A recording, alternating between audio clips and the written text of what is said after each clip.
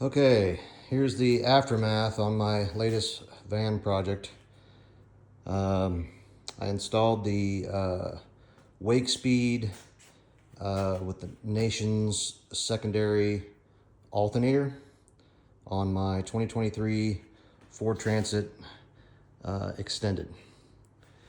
So this was one of the more complicated projects I've done so far, but the instructions were pretty good. I had a hard time finding videos that went into the detail that I would prefer. So I'm going to try to, I don't know if I'll post this one or not, but depends on how it turns out. I'm going to try to cover everything that I would have wanted to know beforehand. So the secondary alternator, you don't really do much work from the top to put it in because most everything is done from the bottom. However, there is one bolt that is up towards the top, which you do need access to from the top. And because of that one bolt, what you really need to do is take off this intake manifold right here. This thing right here. You'll pop it off here. Here's where your air filter is. You'll pop that off, and then you'll disconnect it right up here. And there's also a vacuum hose that's kind of in the way on the other side. But you'll basically take off this this intake manifold here, and then that frees up this space here, which allows access to that whole cavity right there, which you can kind of see the wouldn't really come into focus, but the secondary alternator is kind of that newer part that's down there. So anyway, that's the piece from the top. Everything else you'll do from the bottom. It helped just to get the tire out of the way, especially for routing some of the wires that I'll talk about later. And I know that yeah, you need jack stands. I got the jack stands in the back, and I just had to tidy up a couple things, so I'm just using the jack. And yeah, I know that's bad. So yes, you need to always use jack stands for sure. So what I'm going to do is just show you the bottom view of this alternator. We'll get down here. Bear with me. I'll try to get a good picture. Let me see if I can zoom out here. So there's the alternator itself. Let me get some light on the situation. So there's the secondary alternator. And basically there's the pulley and the new belt and the tensioner, the new tensioner. So the kit comes with a bracket, a pulley, a tensioner, and the alternator, and a new belt. So the original belt basically is just a stretch belt from the air conditioner compressor to the main drive right there, and it's the one in the back. So you'll end up cutting it off, and the basic gist of the project is you have to take off, if you see right above there, there's the air conditioner compressor. It's got 3 bolts. You'll basically pop it off, leave it attached. You don't have to mess with the lines or anything like that, but pop it off, and then the new bracket will slide in behind it, and then you'll put it right back on with the bolts that the kit comes with. They're a little bit longer to account for the bracket. Then you'll bolt everything back down. Make sure to bolt it to the torque specs.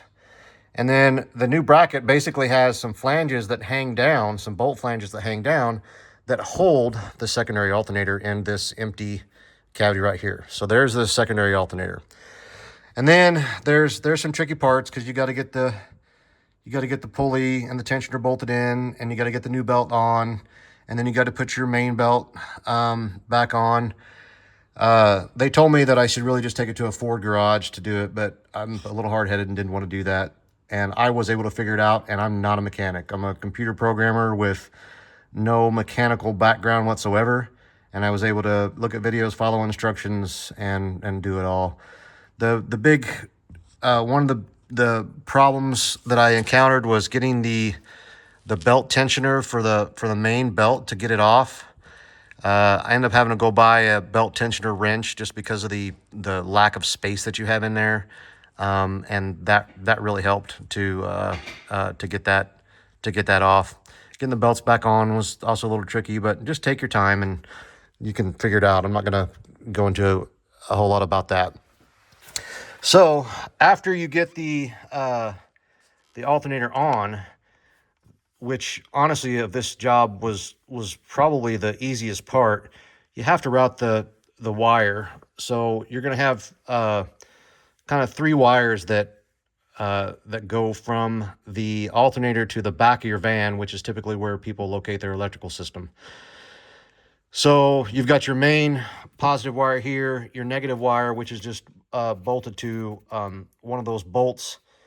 Let me see if I can show you here. It's just bolted to the ground.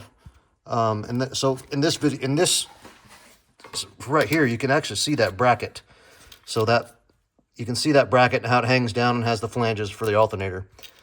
So you're going to bolt the negative to an engine bolt to a ground there, and it's all protected in wire loom. And then this third cable right here, that's the Wakespeed control cable that comes with it. And there's another video that does a really good job of explaining how to hook that up, and I'm not going to really go into that. I don't want to repeat that.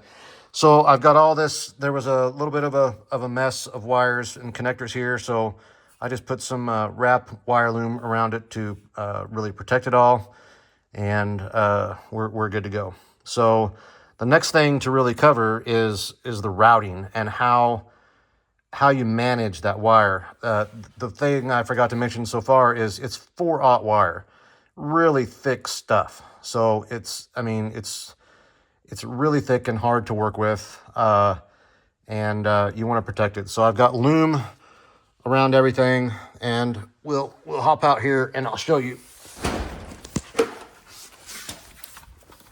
Excuse the mess of the video here. Okay, so I came up over that frame piece right there, and this is the front wheel well, just so we can see here. And I used, you don't want to just kind of cable tie this up and hope for the best. Cable ties will fail over time. It's 100% guarantee they'll get brittle and crack and break. So you really want to kind of bolt this on where you can. So if you're doing a van, you're already familiar with the rib nuts and how they work. I'm not going to go into a video on that, but I used M6 rib nuts and cable clamps, and I had to enlarge a few of the holes with the bit so that the M6 rib nut could fit in there.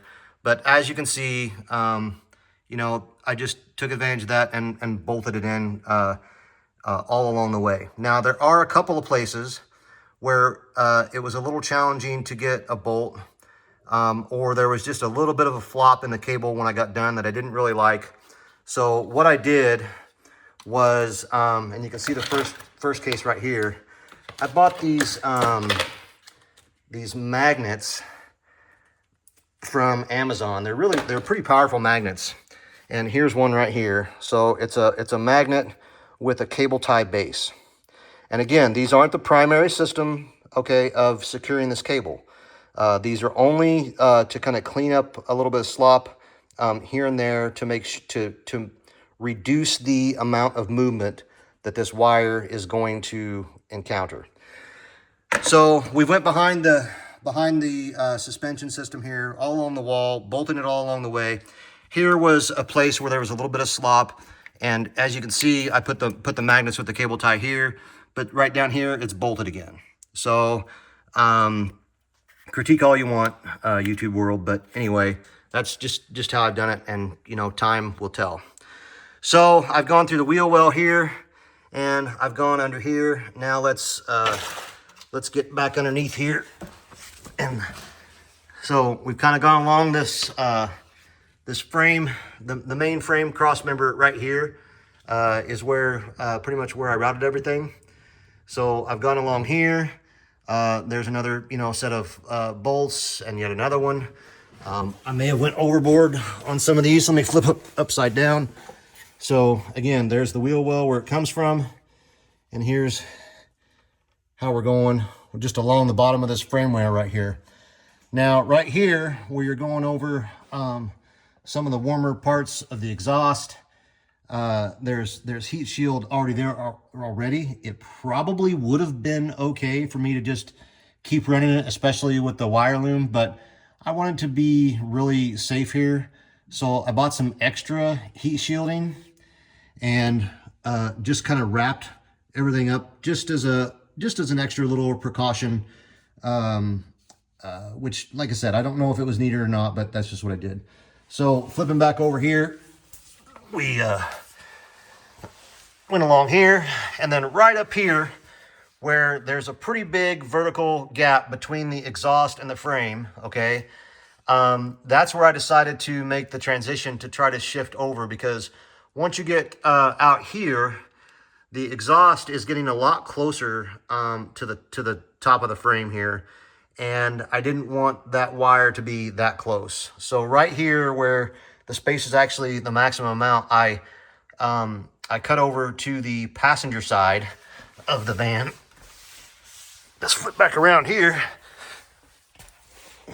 So I cut over the exhaust right here. I may do some of that heat shielding right here. It probably wouldn't be a bad idea.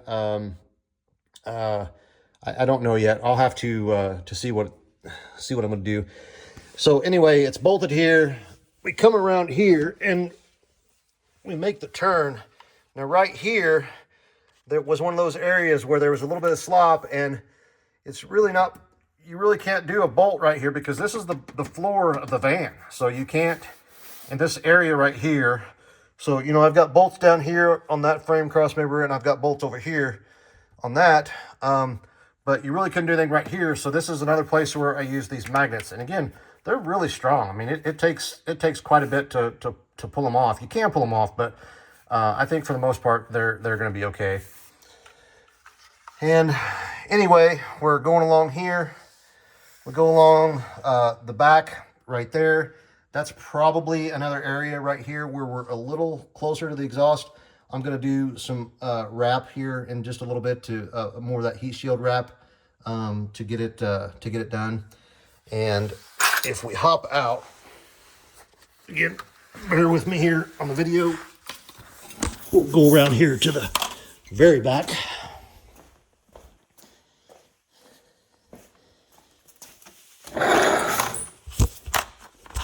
And we'll get under here on the very back and picking up where I left off, up there where I said I would do the wrap. Okay, we're now back. We're going to cross members, bolts, coming along here. And this wire is pretty stiff, so even this span right here, if I try to zoom out, so from here to over there, so this span right here, there's really no, I mean, it's stiff. There's no, it's not sagging down or anything like that. I'm not too worried about that at all. Then I come along here and go up here, and then I go up. I decided to go up right here. It was a little, everybody's going to have to be, make their own decision on where they want to go up into the cab. I haven't got my electrical system all figured out up there yet, so I just kind of randomly picked a spot towards the very back, and I went up through here. I'll show you in a minute how I've gone up, but this is all secure. It's not going anywhere. I feel pretty confident about it. Like I said, I'll put some more heat wrap over there, and we should be pretty good to go. So let me show you what's going on the inside. So here's where I came up through the van right here. Here's the Wakespeed cable, and here's the red and the black 4/0. I'll probably put some spray foam down in here once I'm all done to really seal it up. And there's the excess cable. Again, I'm telling you, this stuff is really hard to work with. It's pretty big cable, and but it wasn't that bad. I don't know, I don't know any other way that I'd rather that I could have done it that would have made it easier. But got it done. And then there's all my wires coming down from the roof for the solar. So my electrical system is going to be on the driver's side here in the back under the bed once I'm all done. So let me show you here what I did with the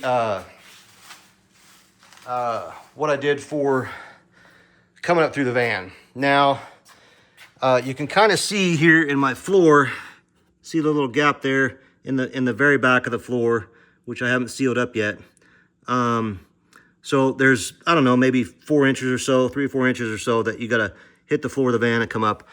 So I ordered a rubber boot, like a marine wiring boot off of Amazon. It was a 2-inch boot, and when I got it, the thin little rubber piece that protects the wire, and it was just cheap plastic. I just really, you know, with this big wire here, I just really wasn't comfortable. So I went to True Value thinking I could get, you know, some sort of plumbing flange. I was looking at PVC, but there really wasn't anything. So this hole that I drilled through the floor and through the floor of the van is a 2.5-inch hole, okay? And what I ended up finding was this, it's in the banjo fittings section. It's called banjo pipe, banjo fittings of True Value. And the only thing I had to do to make it fit in the 2.5-inch hole is these little rises right here for the, like this is, so this is a kind of a nut to put a wrench on. I just had to grind or file these off. So I filed these off right here, and then it went right down into the hole. I also drilled some holes in the flange here, and here, so that I could screw this down to the floor. And then when I got all done, I just put some sealer around the bottom of the flange, popped it in there, and then sealed up around the bottom and screwed it down, and it's good to go. The only other thing I did, just to make sure, this is, you know, fairly good plastic anyway, but this little edge right here was kind of a sharp edge, and this little edge right here is a little bit sharper. So I took a file and filed all that down right in here. So wherever these wires are coming through, it's all, it's just a smoother surface, because, you know, vibration over time, even with, you know, there's wire loom that comes up to right here. So the wire loom does actually make the entry into the van. But even with wire loom and everything, vibration over time can maybe cause some problems. So I don't know. Anyway, it might have been overkill, and I'm not sure how this is going to hold up over time, but you know, time will tell. So anyway, that's the Wakespeed with the Nations 12-volt alternator. It's a very good addition. It's a little pricey to do, but if you're going all out on the electrical system like I am, I've got 800 amp hour batteries going in here. I've got 640 watts of solar on the top, and I really I bought everything from Van Life Outfitters for the electrical. I got the Victron system, and they explained to me with the Nations alternator how much extra charging you're going to get, charging capacity, and I really just thought it was going to be great. I mean, 280 amps of charging is you know what you're capable of getting when you're running down the road. So it's going to charge the whole system in no time. Anyway, that's it. Thanks.